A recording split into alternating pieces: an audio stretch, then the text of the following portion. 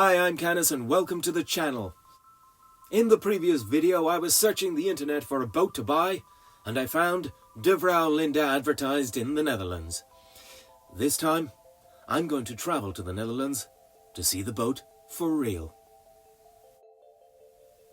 So on January the 14th, 2019 I flew to Schiphol Airport in Amsterdam and paid a visit to my brother Enda, who lived there at the time. After spending the night, myself and Enda got in a rental car and drove to Macum in Friesland. We had a rendezvous with Graziano, the broker handling the sale.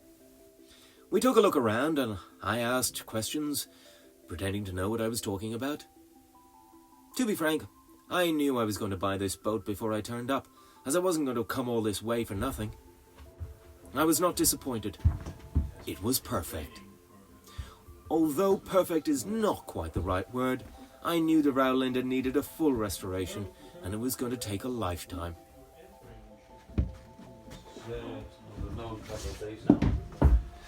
That's a good point. The good news was, it had a new bottom of 8mm thick steel and a survey from 2018 that showed the hull to be in good condition. However, having learned my lesson from my ill-fated attempt to purchase Jolly Rotter in February 2018, I was definitely getting another survey done. Graziano said he could organise the same surveyor to do it again if I wanted. I said yes. Hands were shook, and off I went to Schiphol and flew back to London.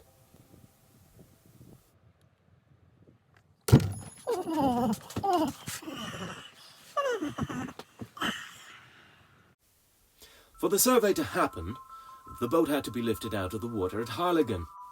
This meant moving the boat. Graziano told me it would be no problem, as Rob Cable, Chris Cable's son, would move the boat, and would I like to come along? I said yes. This time, I got in my car, drove from London to Dover, crossed the English Channel to Dunkirk, and on up to Amsterdam. I stayed with Enda for the night. Enda at the time lived in Gary's apartment, and Gary was a very generous host. The next day, Enda and I drove over to Macum to meet Rob and go cruising.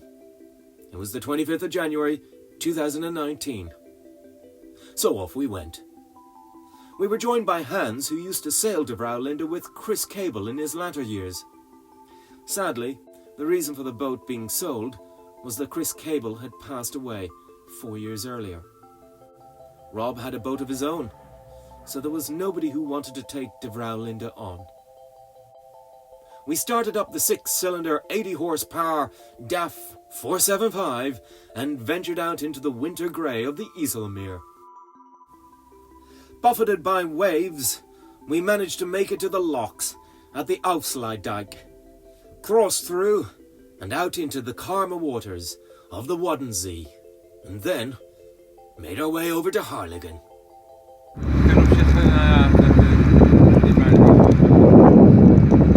And we're recording, by the way. Say hello to whoever. Hello, whoever. That's Rob and Hans. We're coming into Harlingen now. Harlingen. There's Canis.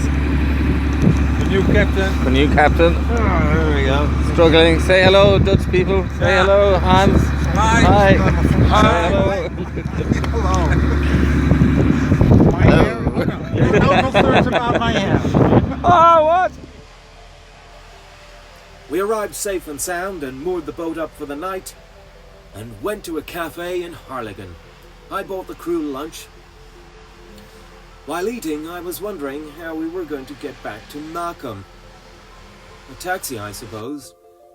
And from the corner of the room, a local said he would drive us back. I paid for his lunch, and this was to be just one of many super friendly Frieslanders I would get to know.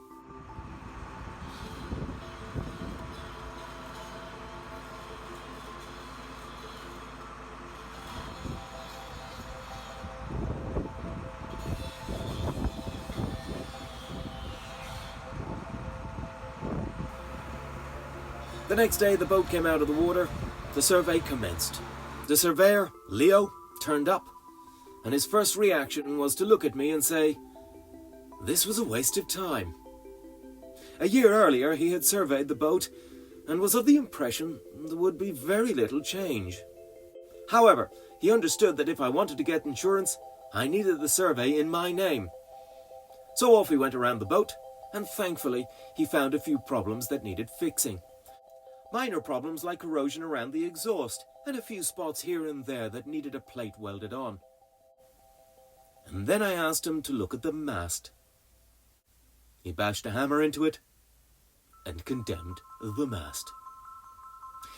I was looking for a boat that would sail, or at least in the future could be rigged for sailing. I had low expectations going into this process, and I wasn't surprised something like this came up. Leo charged me €400 for my survey, and he said he would write it up in English and send it to me for my insurance.